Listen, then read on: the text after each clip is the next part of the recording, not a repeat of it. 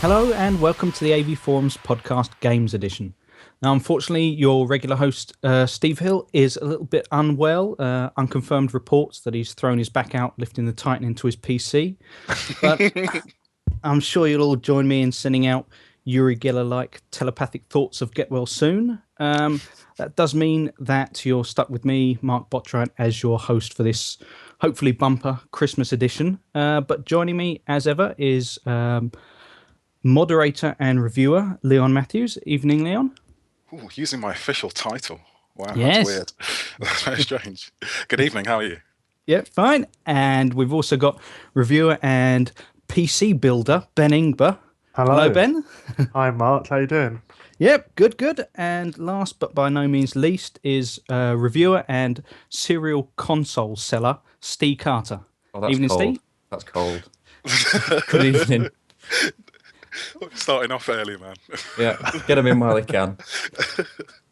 I don't forget someone who sells a Wii U. Oh, come on. We're not still going on about that, are we? Yes, we are. And, well, I guess that's a good time to go on to hardware. Last month's podcast went out just as the Xbox One was landing with some people. And then, obviously, we had the PlayStation 4. Leon, you and Steve, you both got the Xbox One. First impressions? God, it seems like ages ago since we got them. I don't know. It's weird, isn't it? Doesn't it? It's been a year kind of running up to this. Best part of a year, and it's been looming on the horizon. And now all of a sudden, it's like the waves have broken. And all of a sudden, we're generally just talking about games again. Yeah, it's all really weirdly normal. Like it's under my TV. I'm just clicking it on and playing stuff, doing what I want. It's pretty cool, yeah. I'm enjoying the experience, let's put it that way. It's nice having something new. Always good having something new. But I mean, the big points, I suppose, the big differences are bundled with Kinect and a few little revisions to the pad. Leon, you seem to be taking to the Kinect quite well. You were quite impressed with the whole Minority Report style thing. Yeah, totally. I mean, as I've said on other podcasts and stuff in the past, like ever since I was a kid, I've been watching like sci-fi, and I love sci-fi. That's my sort of stuff, and AI, robots, that sort of thing. And I don't know, I've always wanted to talk to a computer. It's just that simple. Before I die, I want it to be part of my daily routine to like tell a computer to do things, and it not be weird, it not be something strange that people think is really weird to do. And Kinect isn't that yet. Don't get me wrong or anything, but it is kind of cool just coming in and going Xbox on. And okay, 80% of the time it works, and the other 20% it breaks my heart. But when it does work, it feels epically cool, especially when people are there who haven't seen it before. It is nice just saying, Xbox, go to Battlefield 4. Xbox, go to friends. Xbox, call my friend. And, it just does it all. And it is quite cool. So, yeah, and it feels new. It feels like a next-gen system. So, I don't know. It's nice. It's exciting. I don't know if Steve actually likes the Kinect. How are you getting on with it? Well, I don't know if you saw the email, but I am no longer an Xbox One owner now. It's already gone. What? Oh my God! What happened? I know you had a bad time on launch, but Why do you think I gave him that intro? I thought you were just on about the Wii U. I didn't realise he'd sold his Xbox One as well. He can't help himself. Oh my No, God! it went away. It sailed away at the start of this week. Yeah. Well, as we discussed, I had a few troubles with the Xbox on launch. My console was one of the consoles that wouldn't actually install games or install updates, so I actually had to take it back to the store and swap it out. But beyond that, the second replacement console I had was absolutely fine. There was no issues with that. But once the PS4 landed, then the Xbox kind of sat there for a few days, and I sat and looked at it, and I didn't play it, and it was looking back at me, disapproving, like, you've bought me, use me. And then I didn't use it, so I was kind of like, what's coming out for it? I looked at the future launch games. Titanfall's coming out, which granted looks good, but, I'm thinking about building a PC in January, so I'm thinking maybe get a Titanfall on the PC and have the PC and the PS4 together. So the Xbox kind of drifted out of favour and went to Computer Exchange. So I guess you're choosing the PS4 for your multiplats because of high resolution and etc. etc. Yeah, and I found the user interface a lot easier and better as well. The Xbox One's good with the Snap and Kinect functionality, but I think the PS4 is a lot cleaner and easier to use. So and I just found my time spent more on the PS4 than the Xbox. Like, don't get me wrong, I love Dead Rising 3. I reviewed it. That's on the site now, and I had an absolute fantastic time playing that. But there's only so many times I can play Dead Rising 3 and then nothing else coming for it. So I kind of thought, well, I'll get most of my multi-platform titles on PS4 and pick up a PC, like build a PC, buy a PC in January, and then go from there. But if like I'm probably going to turn into Join us. Yeah, I can feel like Steve and Manny and Ben kind of calling me to the cult of the PC reviewers. Yeah, so yeah, if the Xbox, if things do perk up for the Xbox, don't get me wrong, I might turn into a bit of a Steve Hill and pick one up in the future. But for now, I've kind of looked at it, and there's only Titanfall that kind of stood out as the game that was coming at the start of next year, and I thought, well, that's something I can get on the PC if I build a PC. So it's kind of pointless in me holding them both when one of them's not really going to get used. So it's a lot of money to have sat under the TV. Now was the time before Christmas if you were going to choose to get rid of it. Well, exactly. I mean, the price they gave me was more than I actually paid for it as well. So profiteering. I didn't actually do it for the profiteering. But it's a slippery slope, Steve. Well, I know, but I've held on to the PS4. The PS4 staying. I can say that with certainty. That's not going anywhere. Although, see, I always figured, because I've still got the one on order, which hopefully will land at some point, that once I kind of got back to using the non-symmetrical pad layout, if one was going to go, it might end up being the PS4, simply because as improved as the DualShock 4 is, the 360 pad still is kind of my standard for what feels comfortable. Yeah, I agree to that extent. I did actually prefer the Xbox One controller. That was the sad thing about it. The rumble trigger is fantastic. People are complaining about the bumper buttons, but I don't actually have a problem with the left bumper and the right bumper. I thought it was fine. The triggers were much better. They were much more responsive, and the layout of the pad was brilliant. And like I said, the PS4 the DualShock is a nice controller, but it's not sort of evolved as much as the 360 controller has. The only real thing that they've done is the touchpad and changed the triggers a little bit. Granted, the triggers are better, but they're still not as good as, say, the ones that you could have got on the 360 or the Xbox One pad. So, yeah, if it was just solely based on the pad, then it would have been the PS4 that went, but I was basing it sort of on the games because I didn't really mind the PS3 pad. So I don't really mind the PS4 pad, but I will grant the Xbox One pad that it had a lot more sort of development into it, and it was a lot better to hold than, say, the DualShock 4. And how did you get on with Kinect with your more regional accent? Fine. Yeah, fine. Like Leon, it worked, say, 80% of the time. There were a few instances where you'd say Xbox volume up, and it'd ignore you. Then you'd say volume up again, and it'd ignore you. So you just said, well, I'm just going to use the remote instead. But yeah, it did work. The Kinect had a few moments where you would sit there in front of it, and it wouldn't sign you in for, like, say, a good minute. You were sat in front of it just waiting for it to sign you in, and it wouldn't pick you up. But yeah, the voice controls work quite well, I found. It's not as bad as the first version of the Kinect, but there's still a few creases that need ironing out because, like, you can't listen to any sort of background music or, say, listen to a podcast on a high volume because it will pick up the voices from that and start controlling your Xbox. I mean, I was playing Dead Rising 3, left it on pause, came back upstairs, and then it had unpaused and I ended up dying.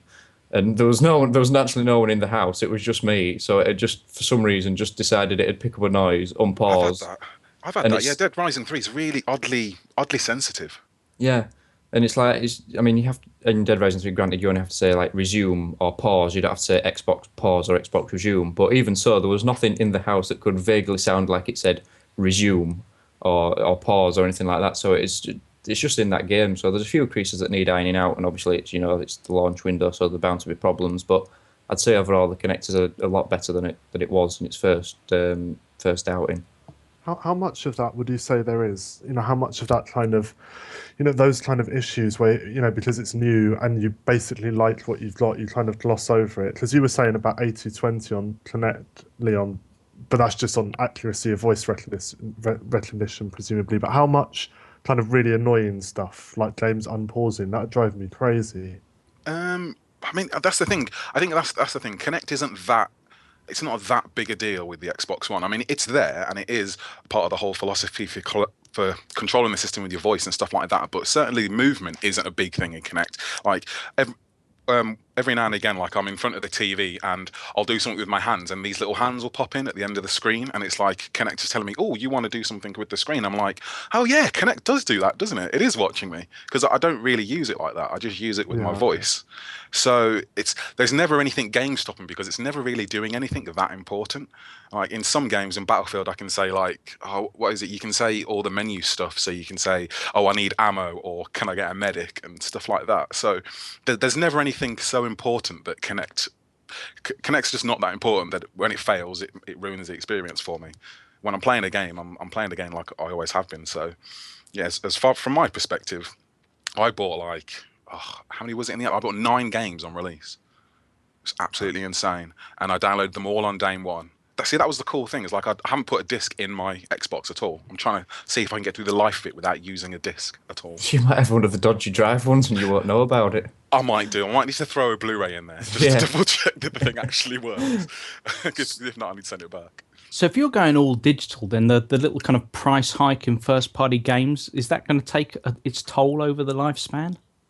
Over the lifespan, maybe, but I don't know. Maybe I'll see how high my resolve is with this. I don't know. It depends. We're already seeing it. Like they've got Tomb Raiders coming out on next gen now, and that's what, 50 quid.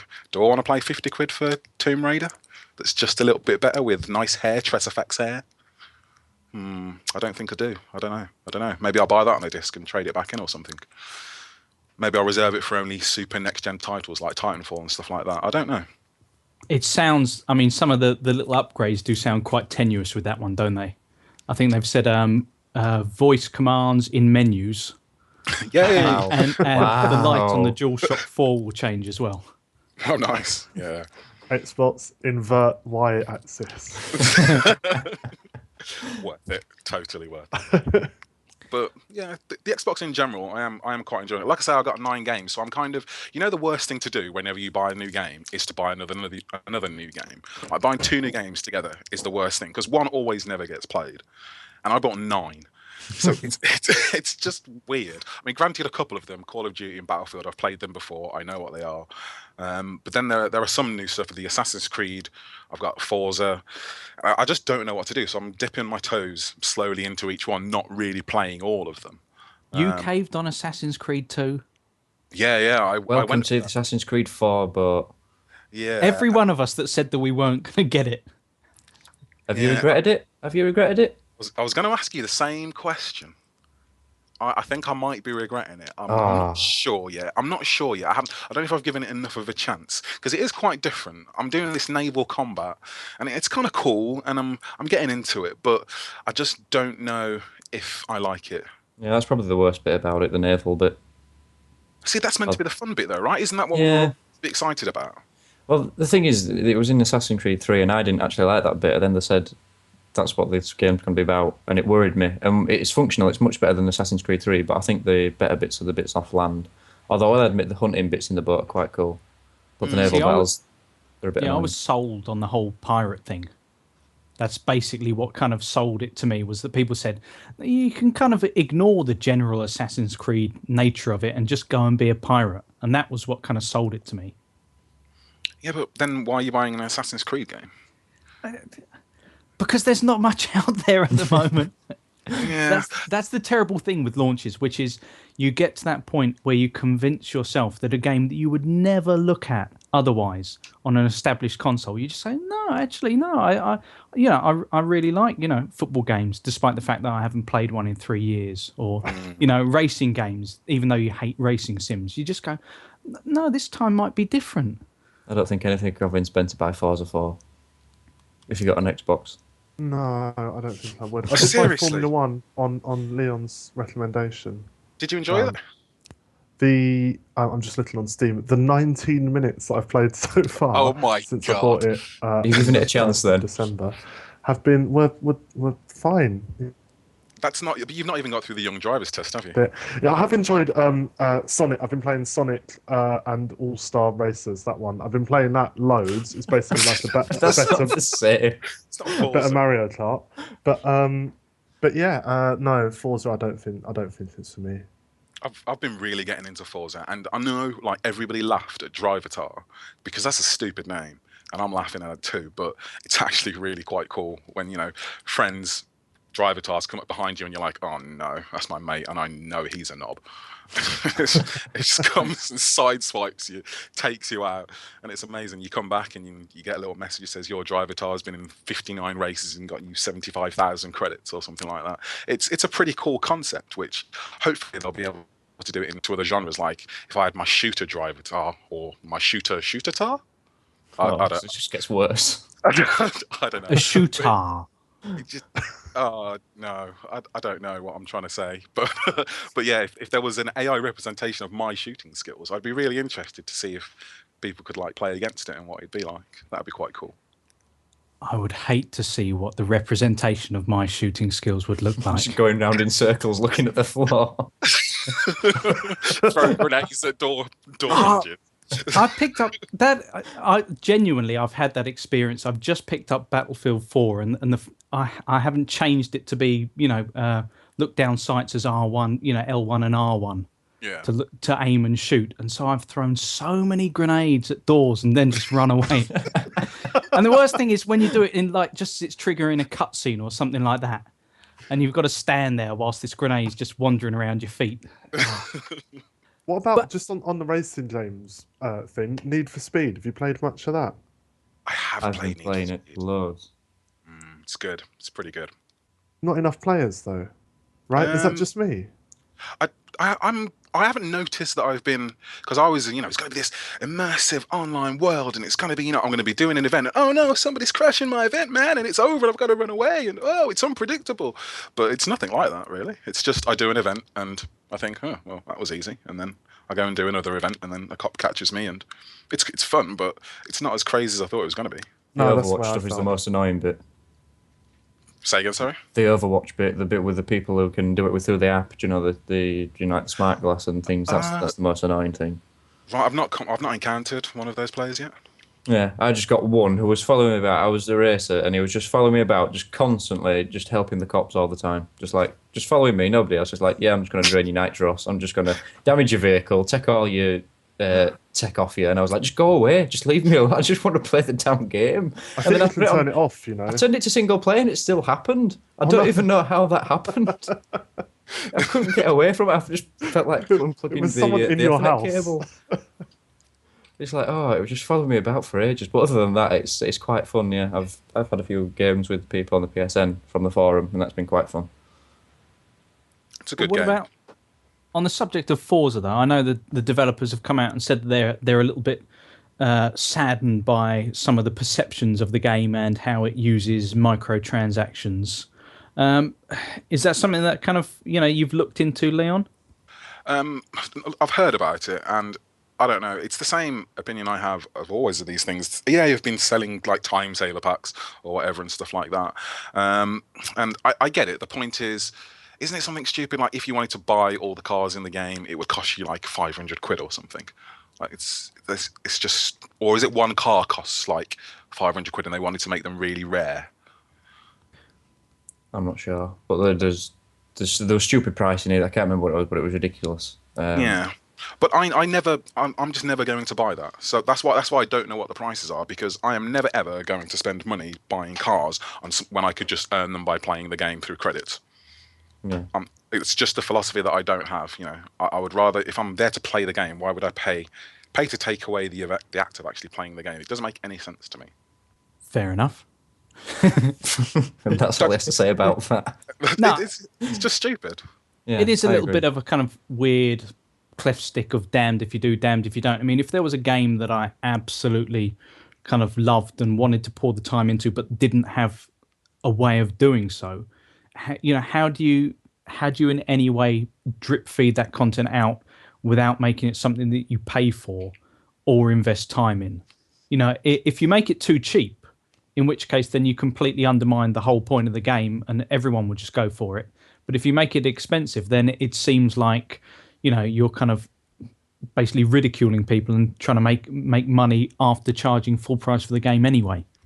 Yeah, I say just work for it. Just don't give them any more money than you have to. People always complain about the prices. Then, just don't buy the stupid $100 for 100,000 credits just so you can buy Veyron.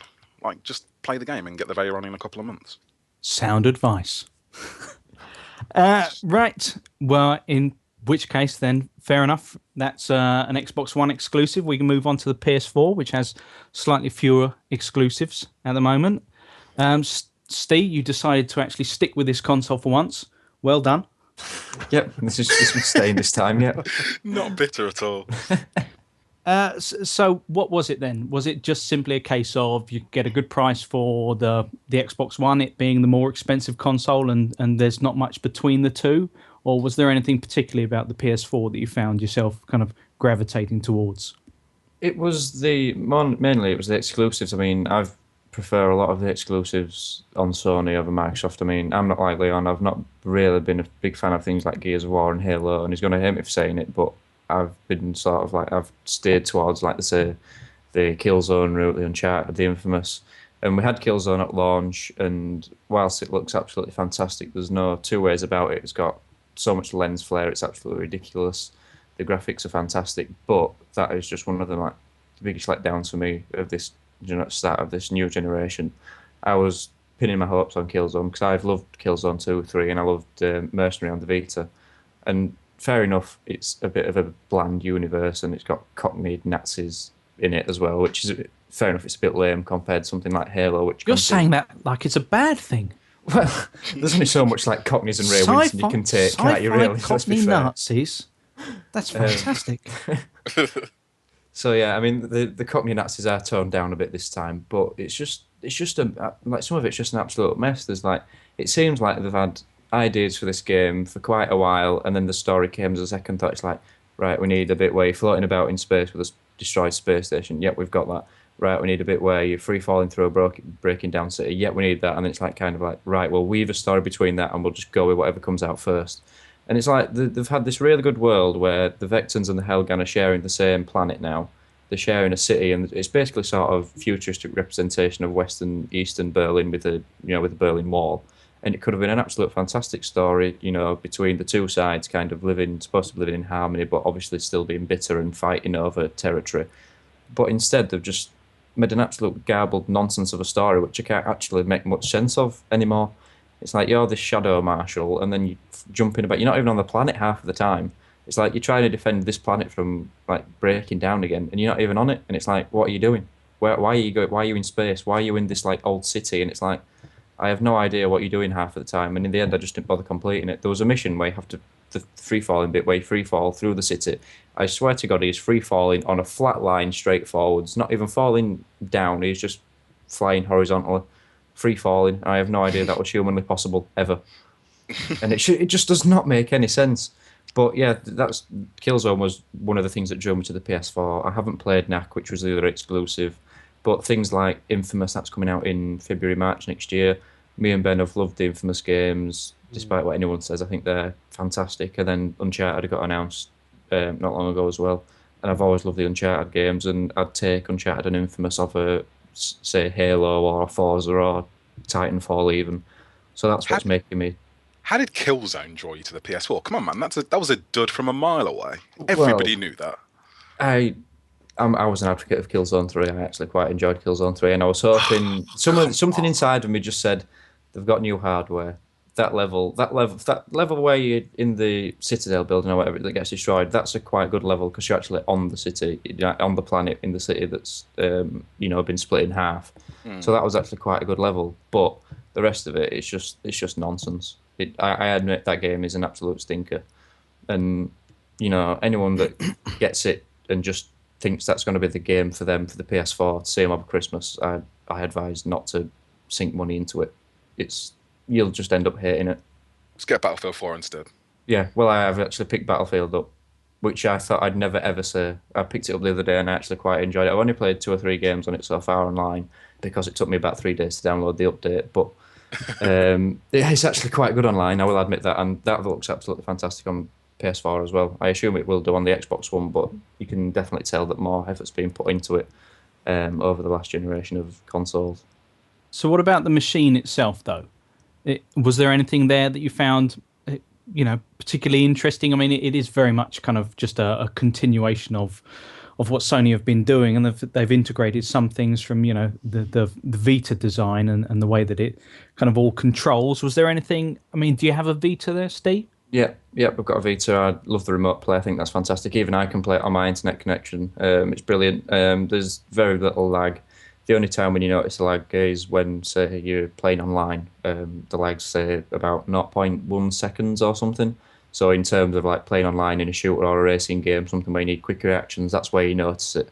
But if, say, you're playing the solo campaign on Need for Speed, Killzone, Battlefield, anything like that, it works fantastically. It looks really well on the screen. Obviously, with the lack of two shoulder buttons with the triggers, the function buttons are touched to the rear pad, which can be a bit fiddly at times. It doesn't always pick it up. But other than that, the Vita integration is fantastic. I like the layout of the interface, the new, I don't know what you'd call it. I don't know if it's still a cross menu bar or cross menu. I don't know what. It's like a kind of staggered double cross menu bar, cross media bar, is it? I Yeah, don't know what you call it.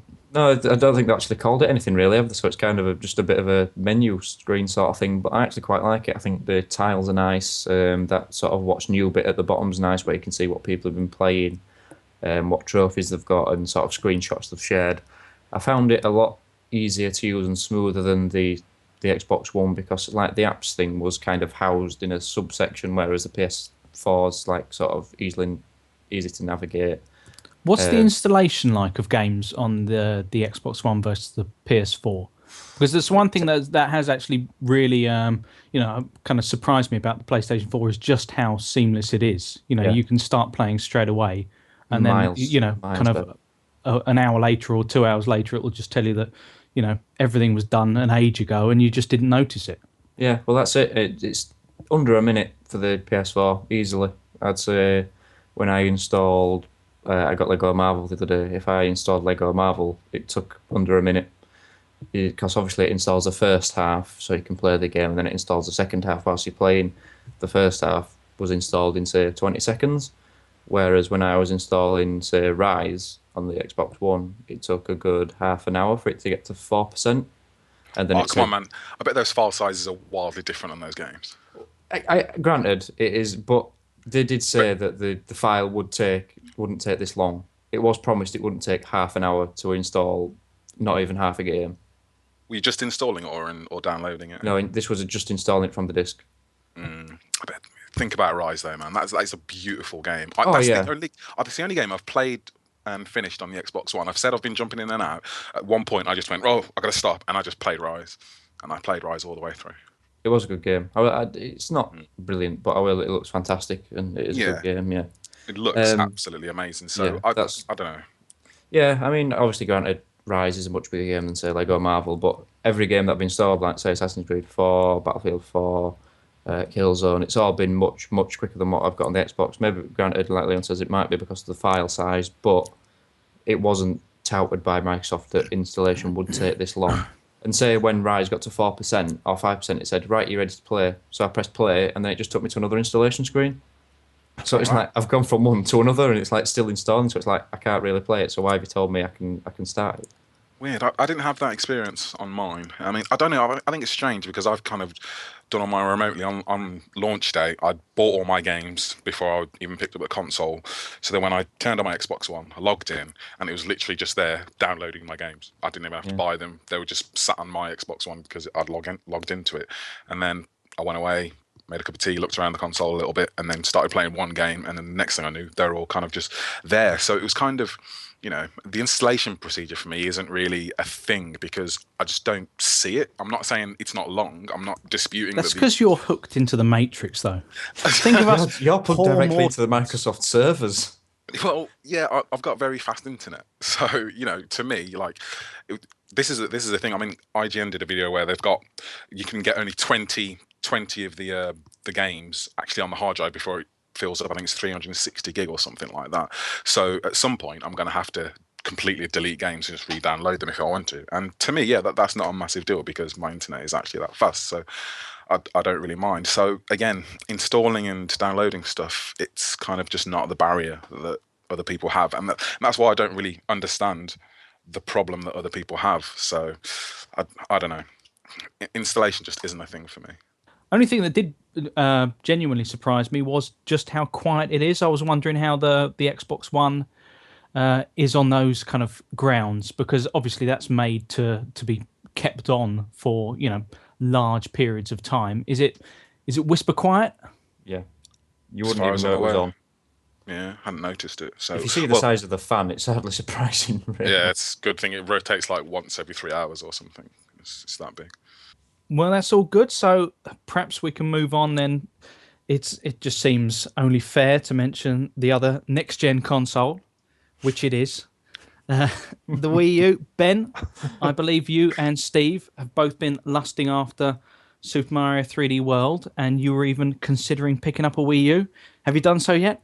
Have you hooked it No. up? No and no, but it does look fantastic, and I kind of feel like, at some point we're going to have Game of the Year conversations, and I feel like having not played it, I will really have missed out on something that, just from what everyone's saying and the buzz around it, it really does sound like it's going to be up there with the best. But I'm not going to spend whatever I need to spend. What am I looking at? About £300 all in with Mario 3D World. I'm not No, going to you spend can. You got. Yeah, I think there are bundles now for £199. £200. Yeah, £199. It's quite a lot for one game, isn't it? I don't know. Some people are never How good pleased. is the game? How good is the game? Is the Is question. it £200 worth of game, Mark? I don't know. Mine still hasn't arrived. So yeah, I'm waiting on the postman each day. It's sat there at the window.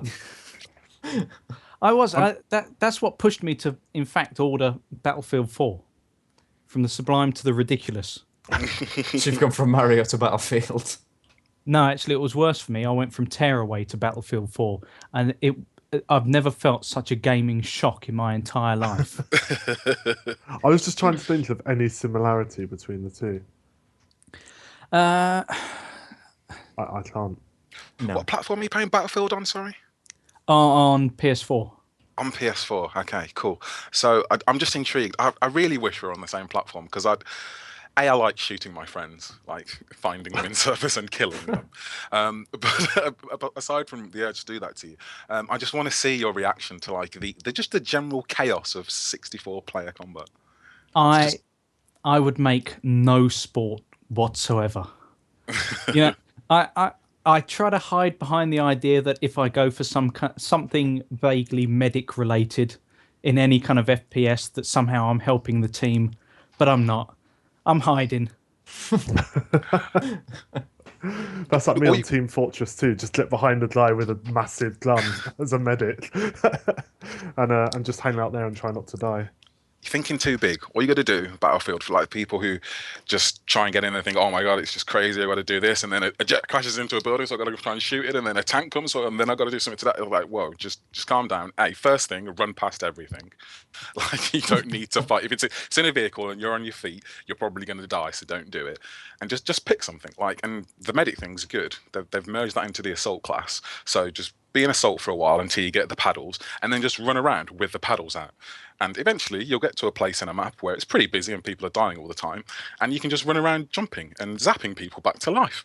And that's actually pretty fun to do that, just to not shoot anybody for like an entire round, and just to be the guy that is there like, you're alive, you're alive, you're alive, just in the middle of firefights. It's just, and that's the thing about Battlefield. There's some guys just like getting mortars and just sitting at the back and shelling mortars down for a good 40 minutes. It's, you don't have to be everywhere. And it's the 64-player thing is just what we've been waiting for on consoles. It's absolutely amazing. That and the 60 FPS brings the true Battlefield experience. Although, I don't know how you guys have found it on PS4, but it's been absolutely broken since launch. Like, games just crashing to desktop and all sorts of weird happenings. And obviously they've been working on it and stuff, but it's been an absolute nightmare to play.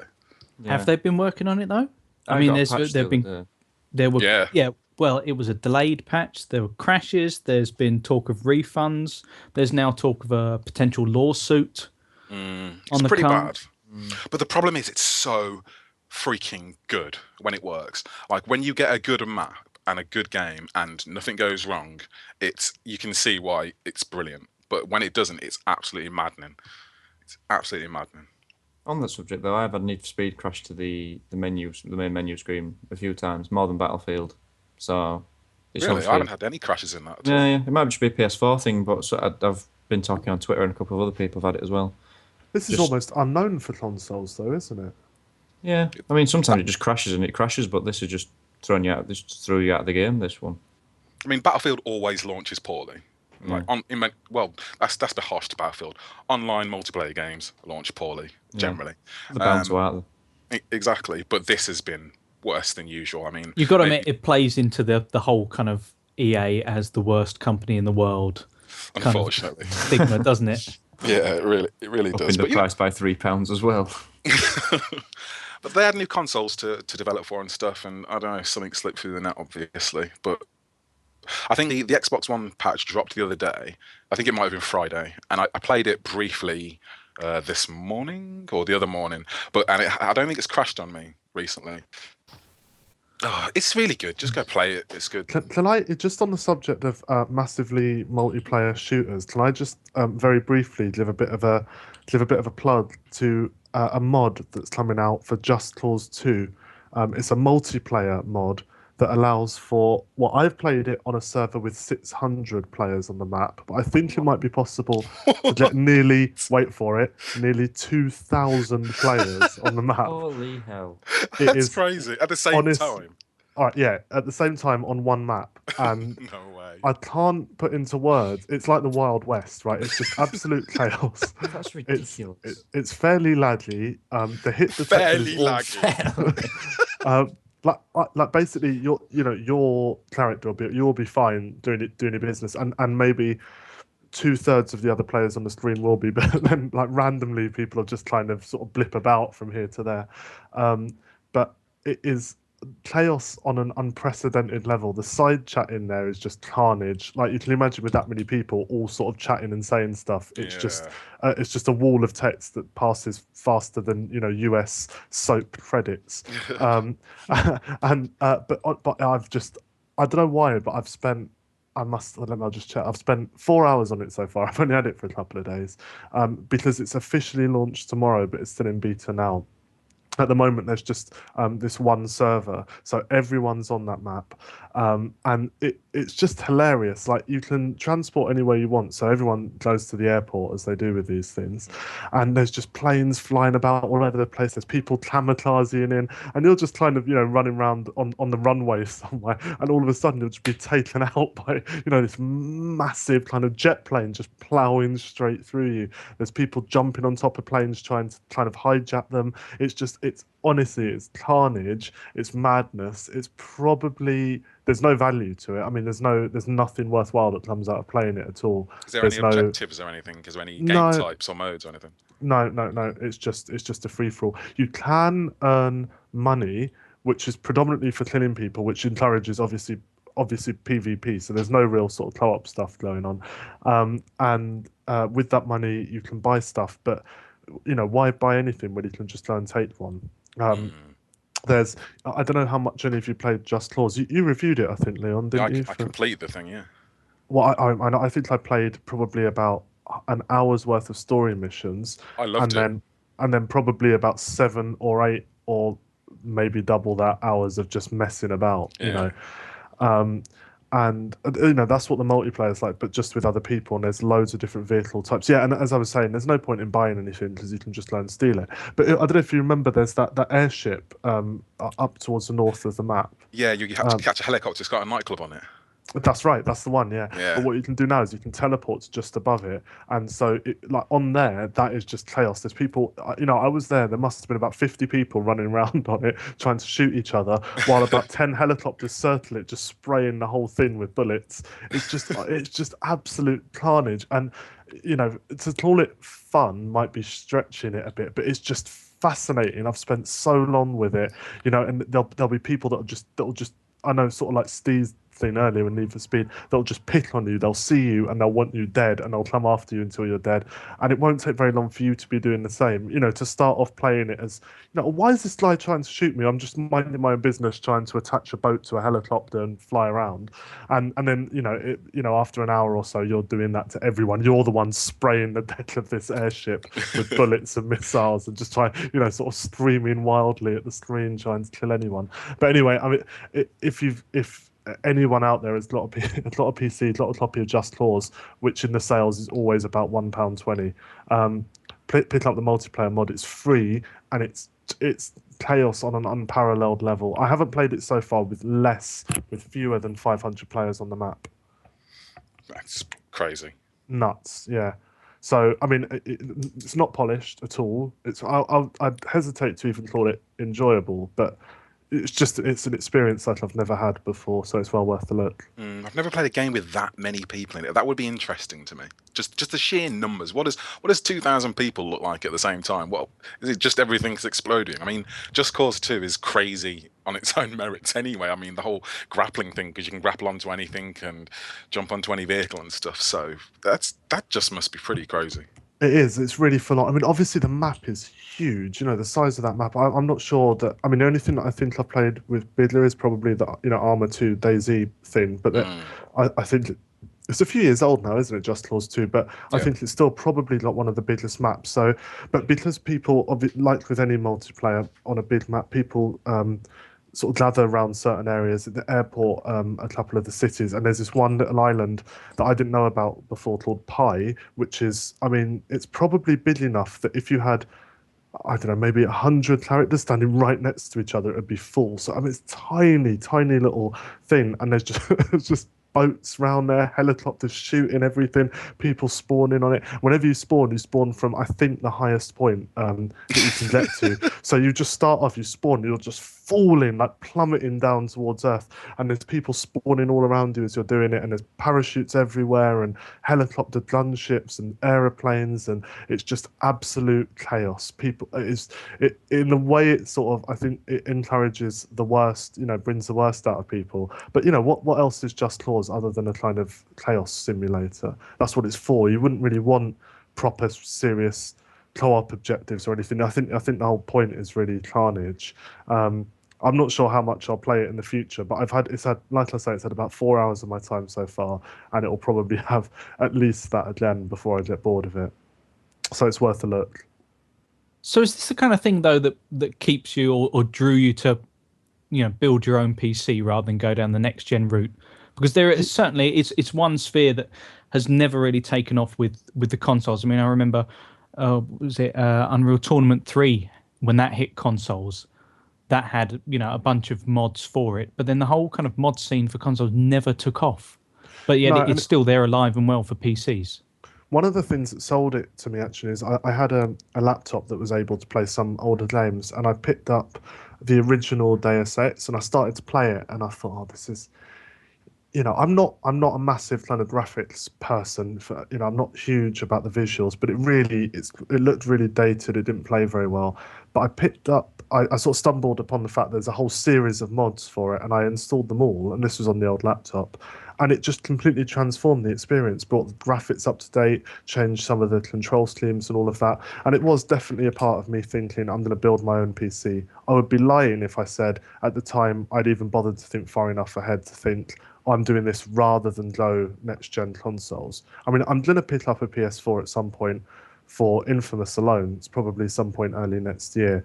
But for now, PC's doing it for me. Everything I've been playing recently has been great. I've been playing loads of indie stuff, some of which is available on Xbox or PlayStation. But things like the Stanley Parable, which I raved about a few years back, that's been released as a standalone game, is phenomenal. There's a little game called Speedrunners, which I might knock up a review for at some point, which is great, which should hopefully make it to Xbox Arcade or PSN at some point, as it would be perfect for it, but it's great fun. And there's loads of these smaller games that you just wouldn't pick up elsewhere. I don't know if any of you ever played Speedball 2. When I was young, that was one of my absolute favourite games, and that's just been re-released on PC as well. So I think for the AAA stuff, yeah, it's great, and you get what you get on everything else. But it's really those indie games I think that I find really interesting, and the mods. Okay, well, that takes us nicely on to, we've got the Steam Machine. A couple of manufacturers have put out the specs and the prices for those, and we've also been seeing a few unboxing videos come along. Was there anything interesting there? I know, Ben, you were talking about the box, that the box comes in. That seemed to grab your attention. No, I think that was someone else. Because it was better than the Ouya, that's why. Oh, right. Oh, yeah, nice. Didn't even Yeah, film it was. Thanks for believing. I think there was only about 300 or so of them sent out, wasn't it? And it was all exclusively to Americans in the end. For me, the whole thing with the Steam OS, Steam bots thing that really interests me is the fact that my PC is upstairs, my TV is downstairs. I've got a load of sort of mediocre old laptops knocking around, and the idea of being able to stream from my PC upstairs to the TV downstairs through something that really appeals, and I really want that. And so I think I'm not sure that you need to have Steam OS for it. In fact, I was just asking about that on the forums, but I haven't had a reply yet. Oh, maybe I have had a reply. Anyway, I'm not sure if you need Steam OS for it, or if it'll just work through the client. But that idea really appeals to me. But for the rest of it, it's not really for me. I just think the idea of having, I think we've talked about this before, but the idea of having an operating system that's exclusively about games when you've got a PC anyway, that does all of these other things, doesn't really hold any appeal. But the controller at least has got to have piqued your interest. The stuff that I've read so far has been a little bit. This is just kind of Reddit posts and things like that. You know, people that say that they've got it and they've tried it out. Yeah, it certainly piqued my interest. I like the fact that it's essentially a classic controller. I mean, obviously it's smart what they're doing with those kind of trackpads and all that, touchpads and all those sorts of things. But it's not a motion controller. It's not Kinect. You know, it's a rethinking of the conventional controller. I'm into that, but I'm a bit dubious about whether it'll actually be any good. You know, I don't really see a problem with using a keyboard and a mouse. I've kind of got used to it, and I've only really learned how to do it in the last sort of year or two properly. I mean, the last games I played before that were things like Wolfenstein and Doom with a keyboard and mouse. So, you know, it hasn't taken that long to learn, and I like it. And I use the Xbox controller, the 360 controller, for games where I need to play with a pad. Right, well, I think we've slayed the hardware beast there. We've been through all the different formats. Perhaps we can talk a little bit about games. Be novel. So what's everyone been playing recently? I'm assuming pretty much most of the titles will be launch games for you, Leon, and you, Steve. Yep, pretty much. Yeah, I think Leon's been playing everything there is. Dipping my toe into everything, seeing what's going on, seeing what's new. Like I say, I played and completed Rise, and I am surprised at how much I didn't hate that game. Maybe I'm more of a graphics whore than I thought I would be. You bought it expecting that you might even hate it. Well, you know, all the reviews are saying beforehand and stuff was, it looks great and you should buy it because it's a good thing for when your mates come round, you can go, look at why I spent £500. And it's a good justification of your money's worth. But I think that it deserves more than that. I'm not going to say it's the best mechanically sound game ever. It does get very boring, and they just smartly removed QuickTime events, but they didn't really remove QuickTime events. They just subtled them out a little bit. They're still there, and the combat isn't particularly deep, but I think the story's pretty good, and yeah, the graphics do actually count for quite a lot. It is a very, very nice looking game, and I just enjoyed my 6 hours with it. It's not a long game. I've still got to play some co-op in it because I think that could be quite cool. It's a violent game. It's a very, very violent game, chopping arms and legs and heads off. But yeah, Rise was good. Rise was good. Like I say, that's been my one singular experience on the Xbox One. Everything else has been in small doses and grabs. But Rise was better than they said it was going to be, quite honestly. It sounds like almost the textbook release game. Looks great. Story anyone can get into, and it's got uber violence. It's pretty good. What more do you want? It's pretty good. And you, Steve, what have you been spending most of your time on this month? I had the 3 big sort of titles that came out on the Xbox One. I had Forza, Dead Rising 3, Call of Duty. So I was playing that a bit. Like Leon, I quite enjoyed Rise. I thought it was a good game. You know, it's like I said, the mechanics are a bit, you know, old-fashioned. It relies on these sort of changed QuickTime events. The entire way through, the story is a bit pants as well. You know, it's kind of just does not make sense whatsoever. But it was enjoyable. It looked fantastic. A good 6 hours sort of blast through Roman time. We've not had that sort of genre done before in the console, so that was quite nice. Forza I didn't really play, but the triggers weren't nice with that. It was good, and like Leon said, the driver car is quite well. Did the triggers not pull you in? Did you? Yeah. Well, that's the thing that obviously tied me to the Xbox is the controller, but I couldn't really justify keeping the console just for the sake of the controller and the vibrating triggers. And honestly, I was playing more Dead Rising 3 and Rise than I was Forza, so that wasn't even the sort of thing that I was bothered about. So Dead Rising 3, I reviewed and I actually really enjoyed. I thought that was good. Like Rise, I think it's the sort of staple release game. That looked worse than Rise. Rise is probably the best looking game available for the Xbox One at launch. Dead Rising 3 doesn't necessarily look next gen, but it's sort of, you can tell with the amount of zombies that are on screen at one time. It's pretty nuts. Yeah. I mean, you can look from one end of a street to the other, and it's just chock full of zombies. You can see them all. They're all moving. It's not as if they're sort of just stood there. So they're kind of all animated as well. And then you can just pile straight through them with a car or with a bike, or as long as the frame rate holds up. But yeah, there are a few times where the frame rate does dive, but the majority of the time the frame rate holds.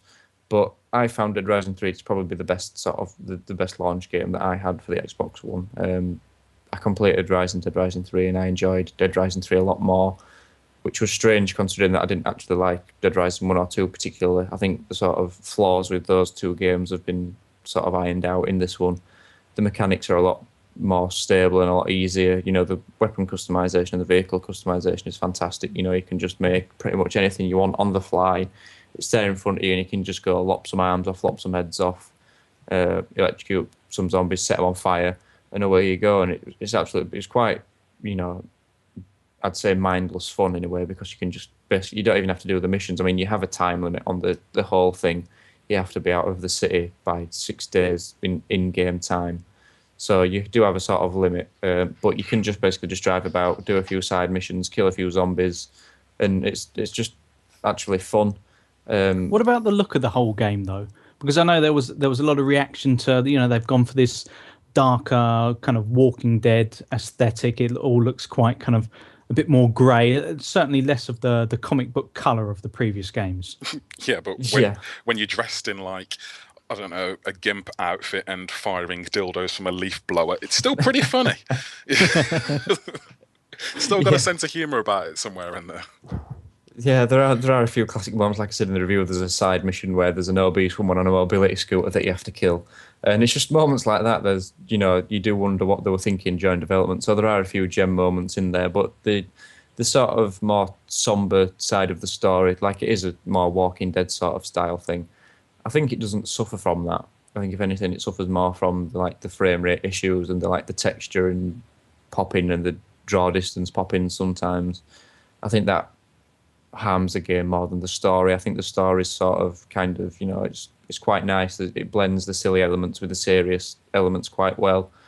So I think from that sort of perspective, I think it's quite sound. But altogether, I thought it was quite enjoyable, really, the whole package.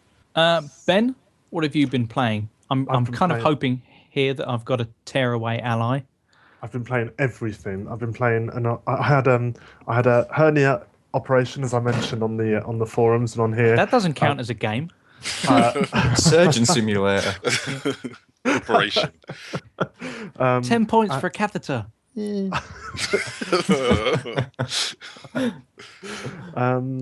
So I ended up not at work for a couple of weeks, so that's why I've been playing everything. And I was just looking through my Steam, so I went through loads of little indie games. I've been playing Tearaway quite a bit, but in sort of in dribs and drabs.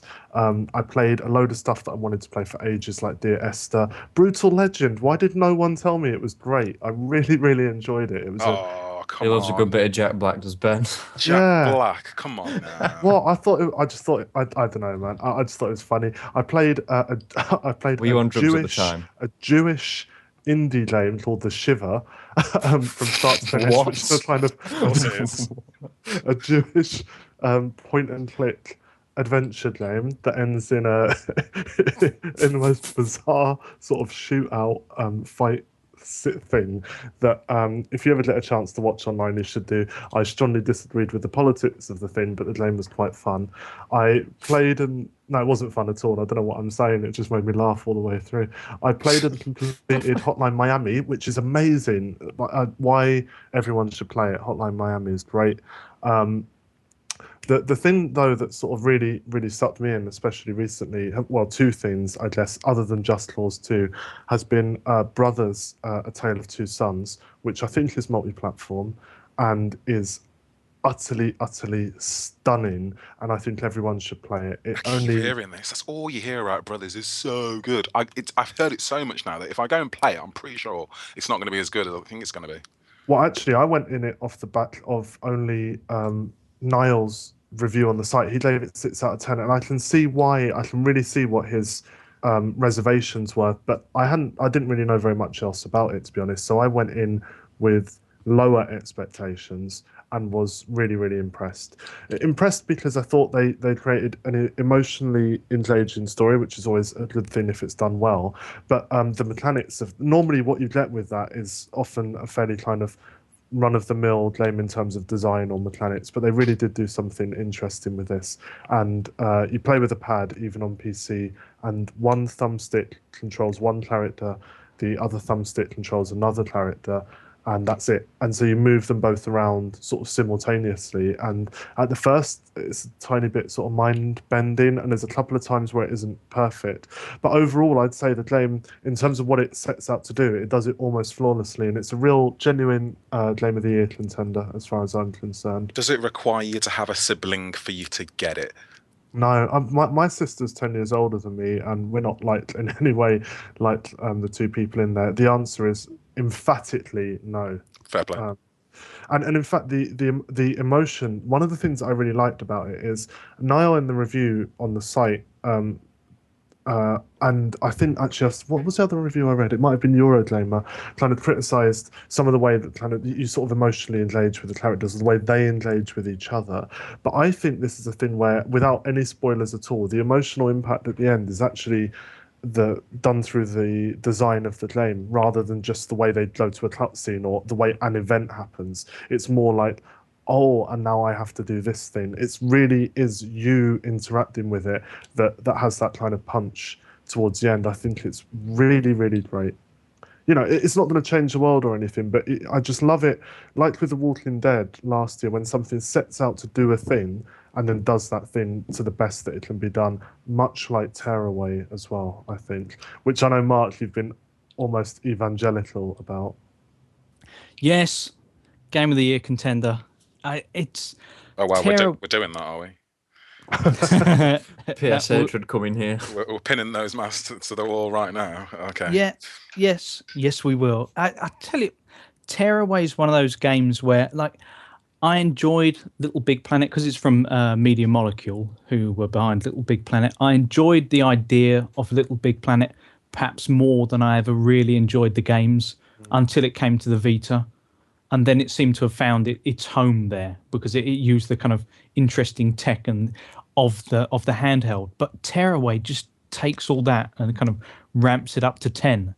And it's just this really joyous, non-violent escape into this world of imagination. It's kind of brightly coloured, and it's everything that kind of, if you've got first-person shooter fatigue, or you're starting to kind of worry, you're moaning about ludonarrative dissonance and the state of modern gaming and microtransactions and downloadable content and premium accounts and all this kind of thing and DRM and blah blah blah.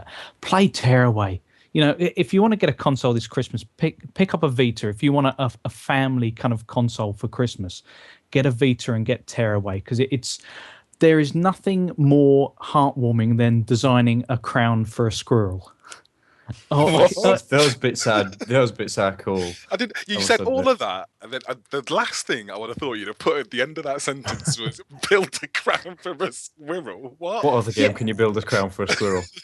But it's one of those things where you just think this sounds absurd, and it sounds like something that I'd never play or that you wouldn't be bothered about.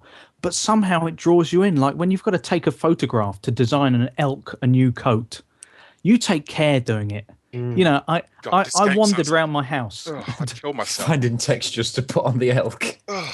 Well, when you got to design a moustache for a bloke, you know. I made my character, my little messenger. He had his own little Batman costume and everything. You know, he's got the skull and I've seen a crossbones. Gordon Freeman one somewhere. That was quite good. Yeah, that's the great thing about it. But it's one of those games also that you suddenly realise if this would have launched with the Vita, it's as good a demonstration of the technology as Wii Sports was for the Wii. It uses absolutely everything. You've got touch screen, you've got the rear touchpad. It uses, you're kind of pinching and zooming. You're cutting out, you're drawing shapes. It uses the motion sensor as well. You know, it uses front camera and the back camera. Absolutely everything is in there. And it's got like the cameras. It's little things, the attention to detail. You start off with a nifty 50 lens, and then you work through all the different types of filter and stuff like that you've got to unlock. It's absolutely joyous game. Smile on my face all the while playing it, and then I jumped straight into Battlefield 4, and it was a culture shock. Welcome back to reality. Well, no, within about 3 minutes, there's a guy on my side swearing at me. And you all of a sudden, you've just, I've done my little dance with the squirrel people. And all of a sudden, someone's telling me swearing in my face, telling me to shoot down a helicopter. No, you've gone from designing crowns to cutting a guy's leg. Yeah, I know. I just thought I'll design him a moustache or something, but I'm not cutting his leg off. I'm thinking I'll design him a nice prosthetic leg now. Go cut your leg out.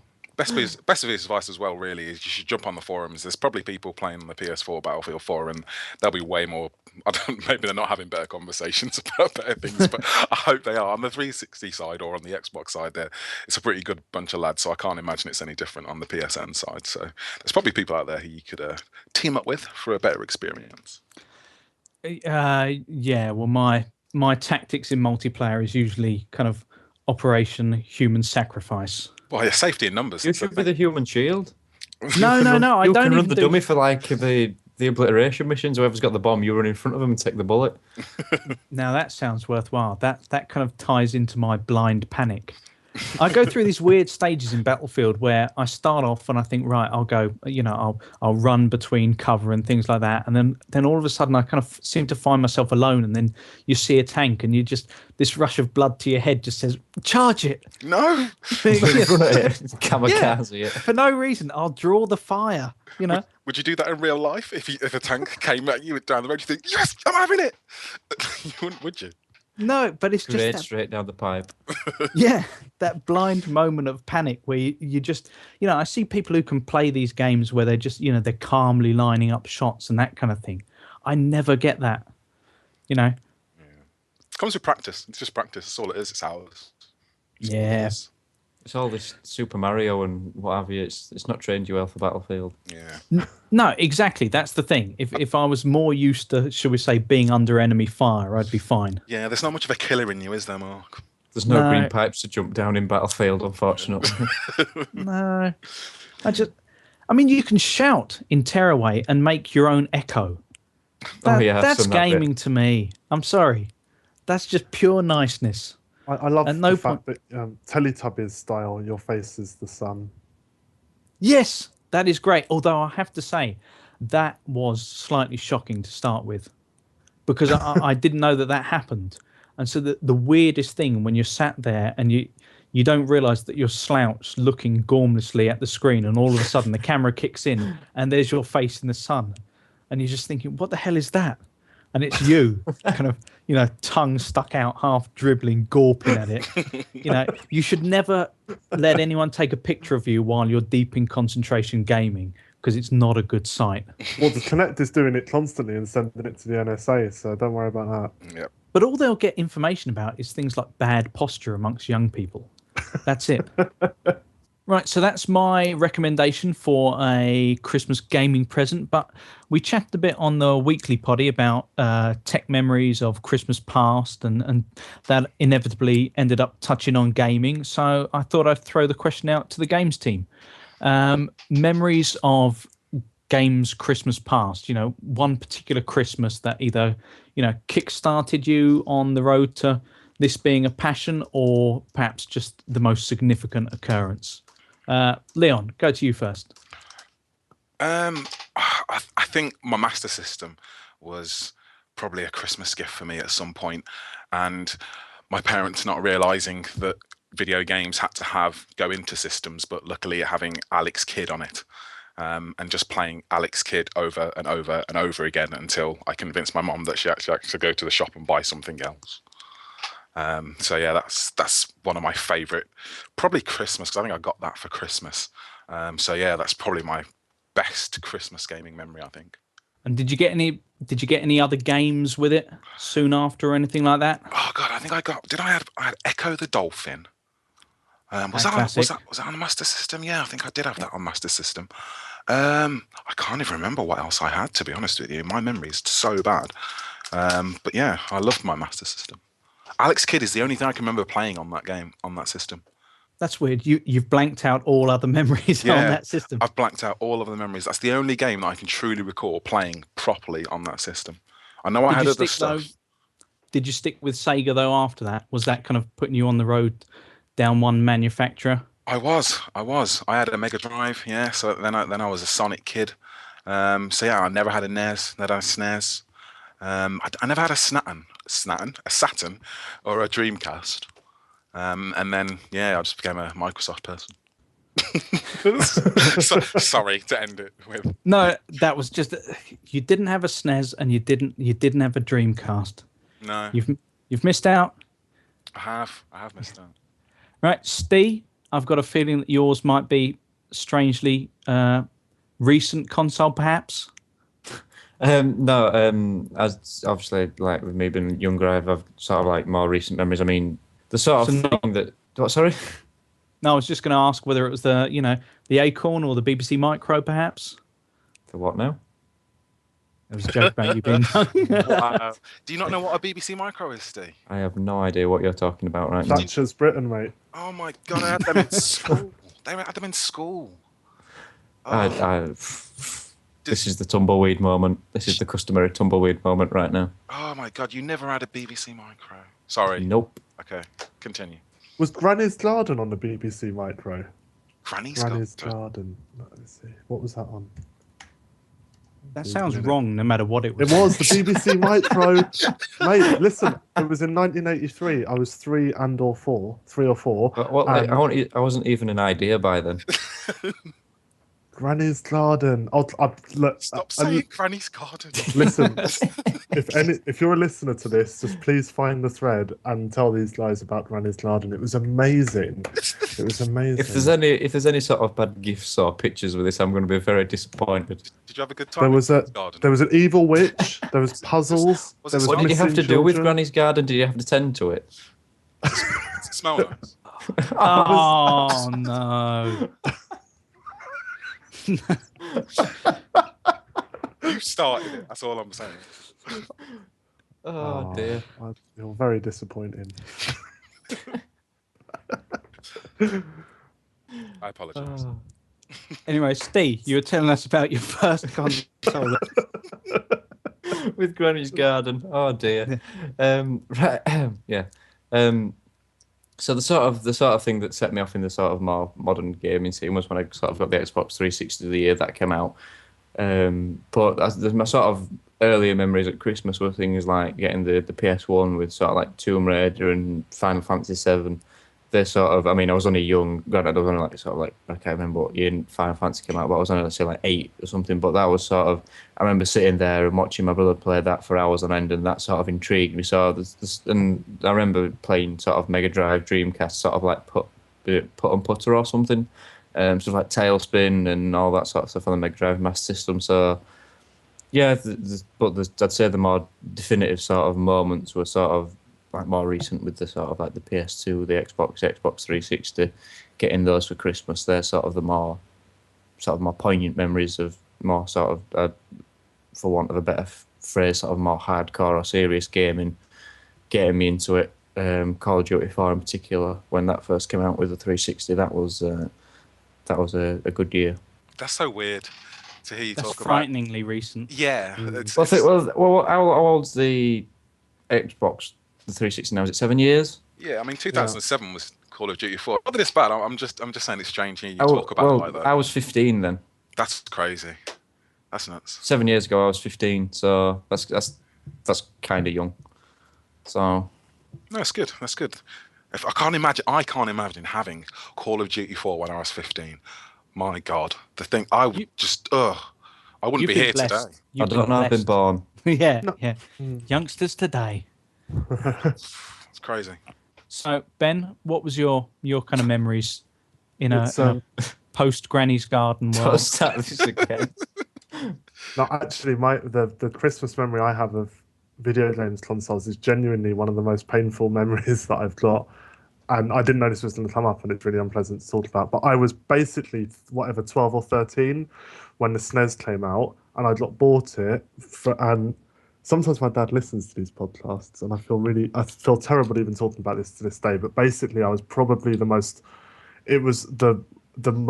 ungrateful I've ever been in my life, because it's not like we weren't a rich family by any means. It was a big deal that I got this, and I got the SNES, I don't know if you remember, with the Super Scope rather than with Mario. I never had a Super Scope.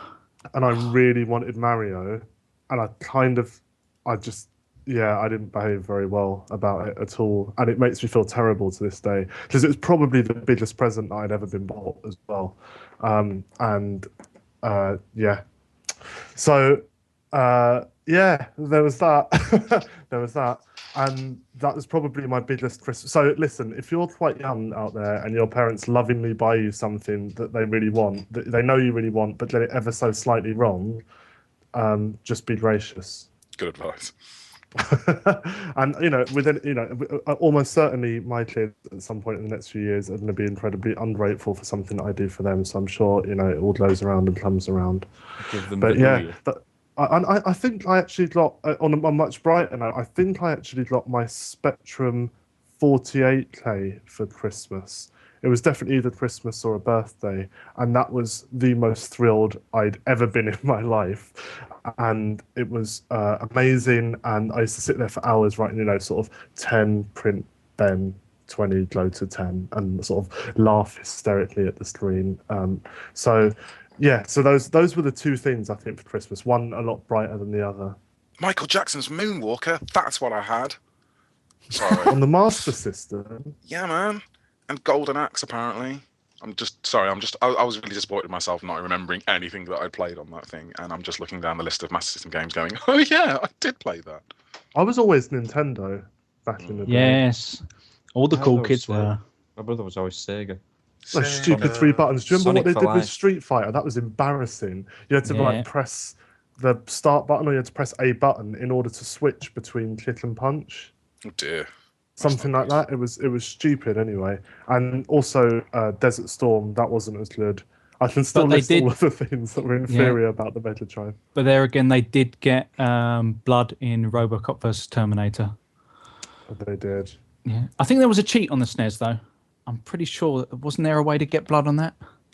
Do you remember that RoboCop game that was impossible? The one where the second level was the one where you had to, in the film, you shot through the woman's dress. Yeah. And there was a game with that, and it was probably, in my memory, I don't know how it actually stands up, but it was one of the hardest games I'd ever played. And I think I could get to the level beyond that one, which was the second level, and then nothing past there. And in my memory, it was broken and unfinishable. Those were the days. Yeah, these aren't complaints of Christmas past. You know that, don't you, Ben? And another thing. Every Christmas has been ruined by Grumpy men games. at Christmas. Well, my kids, they're in the other room, so I'm going to keep my voice down. What they've been after for ages, they've been bugging me for since about September, is Super Mario Galaxy 2 on the Wii, and they're getting it, so I reckon they'll be well pleased with that. I got it from Computer Exchange. Nice. Quite cheap, actually. I was tempted by the 2DS. Actually, we've got an old DS, and I thought, because I've got two kids, I thought I'd get a 2DS and one of them can have. But I don't know. I don't really know if it's worth it, to be honest, for anything other than Pokemon. There's a lot of games out for it now. There's a lot of games out for that, the 3DS and the 2DS now. Yeah, there's a lot of games out, but how many of them are actually sort of worth it on the 3DS? if they don't have a DS anyway, then we have a lot of DS. We have. Oh right, well then don't the bother. original DS. We haven't got a 3DS. Well, I mean, the back catalogue of games for the original DS is still. I mean, they could continue playing that long into several years from now before there's a similar amount on the 3DS. I think. It's really is a great little device for kids. I've really seen it come into its own because I quite liked it, but seeing their 6 and 4, seeing them play with it, it does kind of remind me of when I was young. The kind of patience that they've got to go through the trial and error. So they'll play Mario Brothers. And they're not very good, either of them. I mean, they're as good as you'd expect a 6 and a 4-year-old. They're rubbish. Every evening, I'd lock them in the room with it for an hour and say, "Look, if you don't get past World 3, that's it. You're going to be in trouble." No. I mean, they're all right at it as well as you. But I remember, as you guys probably do, going over certain levels of games again and again and dying again and again. And back in the day, you didn't even save, did you? Like you do now. Before your time, Steve. So you'd start again. I remember Mario on the Game Boy.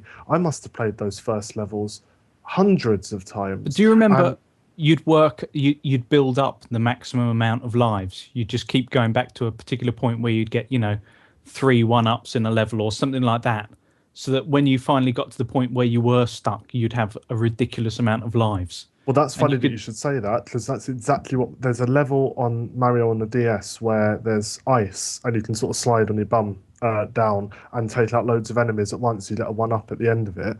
And my eldest, she'll just do that repeatedly because she can't beat the class sort at the end of that world.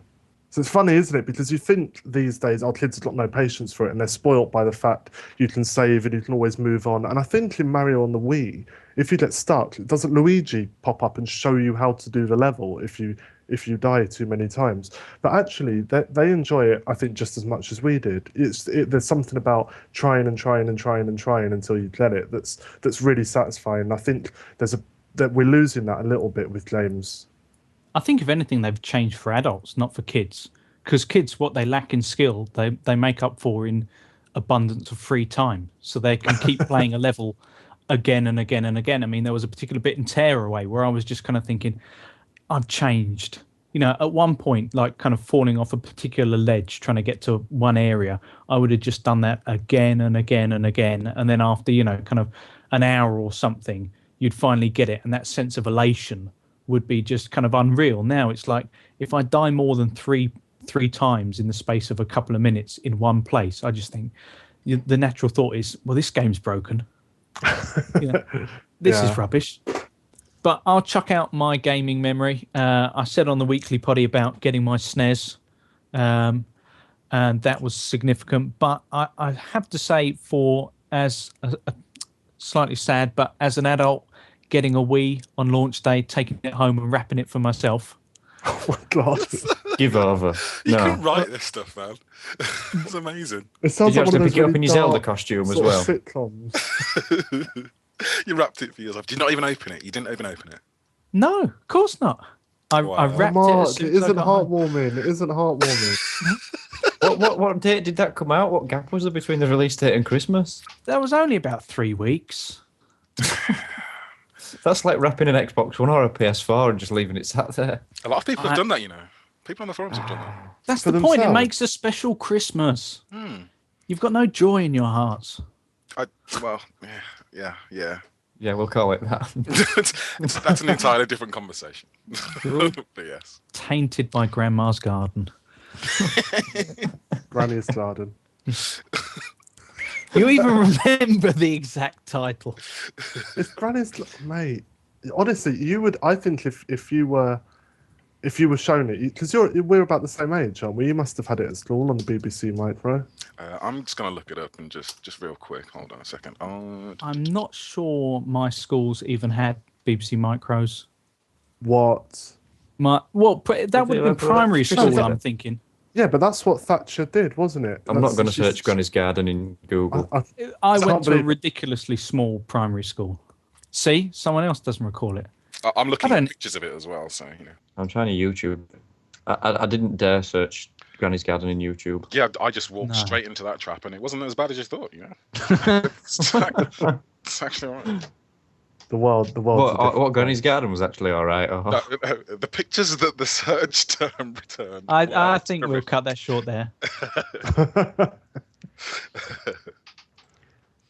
I think that's the end of our Christmas show. Merry Christmas, everyone. Yep. I just have to say Merry Christmas. I don't want to sound like I'm not cheerful, but ugh.